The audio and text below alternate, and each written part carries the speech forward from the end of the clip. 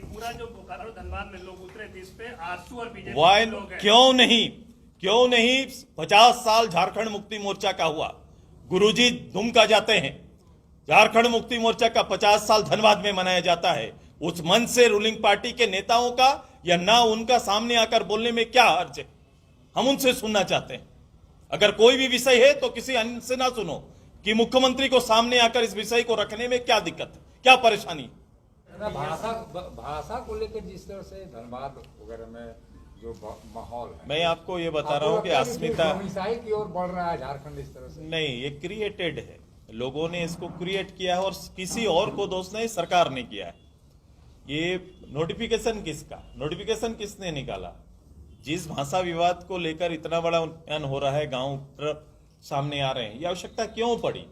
क्योंकि झारखंड में गठित सरकार ने ये नोटिफिकेशन निकाला और अभी उन्हीं के मंत्री इस बयान को रिपीट कर रहे हैं, उन्हीं के मंत्री इस बात को बोलते जा रहे हैं। इस पूरे समय में क्या ये उचित नहीं बनता था कि इस पूरे विषय पर झारखंड के मुख्यमंत्री सामने आकर बयान दे? आप झारखंड में ये सारी घटनाएं देख रहे हैं, सारी घटनाएं घट रही है। लोग गांव से एक नौजवान, पढ़ने वाला नौजवान सड़क पर आके अपनी आवाज, अपने हित की बात और चर्चा करने लगा है, झारखंड के स्वाभिमान पर चर्चा करने लगा है, झारखंड के गठन के उद्देश्य को अपने श्रीमुख से बताने लगा है। तो ये आपका दायित्व तो नहीं बनता है कि झारखंड और झारखंड के नाम से बनने वाली सरकार जो एमएलएस की गिनती ठीक कर सकती है लेकिन यहाँ की भावनाओं को सम्मान नहीं दे सकती है?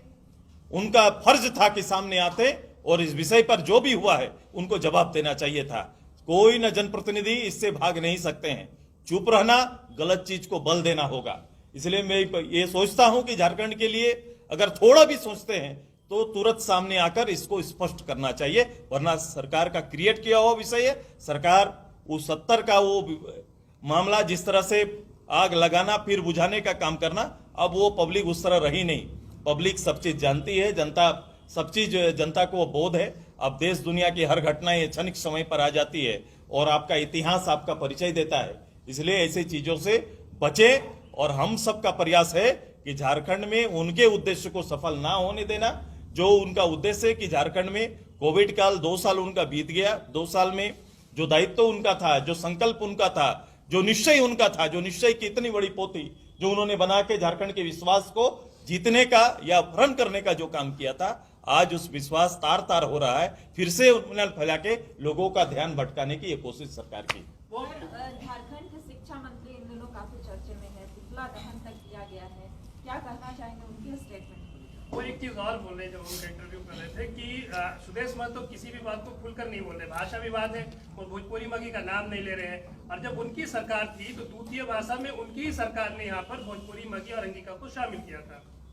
शायद शब्द का कोष मेरे पास कम होगा उनकी नजर में, उनसे तो ये मैं उनके पीछे नहीं जाता। मैं पद का ऑनर करता हूँ, पद का ऑनर करता हूँ और मुझे लगता है कि उस पद का ऑनर उन्हें भी करना है। ऑनर ये करिए कि ये सरकार आपकी है, ये दायित्व आपका है, ये जो भाषा का चिट्ठी निकला ये आपका है। अब ये जवाब आपको देना है कि आप क्या करना चाहते हैं। मैं उनके मुखिया और उनके मंत्री जी से कहता हूँ कि इस ज्वलंत ये विषय को झारखंड को किसी और ना ले जाएं, झारखंड को बचाइए।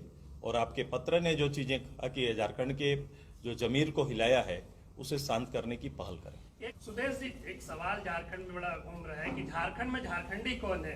आप लोगों ने 1985 आपकी सरकार जब थी, पिछली सरकार में ये 1932 की बात करके आए थे, लेकिन कहीं जमीनी स्तर पर दिख नहीं रहा। लोग कंफ्यूज है, जो यहाँ के लोग हैं। देखो, जो जिस समय में नेतृत्व करते आए हैं सब लोग अपने अपने तरीके से चीजों को सजाने की कोशिश करते हैं।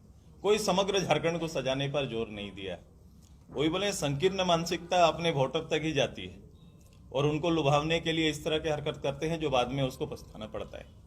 हमारा बड़ा स्पष्ट एक दल के नाते, एक राजनेता के नाते जो क्षेत्र और जो दायित्व, जो संख्या बल है, क्योंकि इसमें संख्या बल बहुत मायने रखता है, उस आधार पर कम से कम नीति स्पष्ट रखनी है। हम लोगों ने जब पहले भी और बाद में भी 2015 में जब ये नीति बनाने की बात कर रहे थे तब भी हमारा, और इसके बाद इधर सर्वदलीय बैठक जब इन्होंने बुलाई वर्तमान सरकार ने, तब भी हम लोग बड़ा लिखित रूप से दस्तावेज हमारा रेडी है कि हम कैसे स्थानीयता को डिफरकेट करते हैं, कैसे नीति हम चाहते हैं इस प्रदेश के अंदर। स्थानीयता नियोजन ये बड़ा स्पष्ट है, किसी दल में, इस राज्य में किसी दल ने अभी तक इसको स्पष्ट नहीं किया है। नेताओं का बयान आता है और वो समय के अनुसार आता है।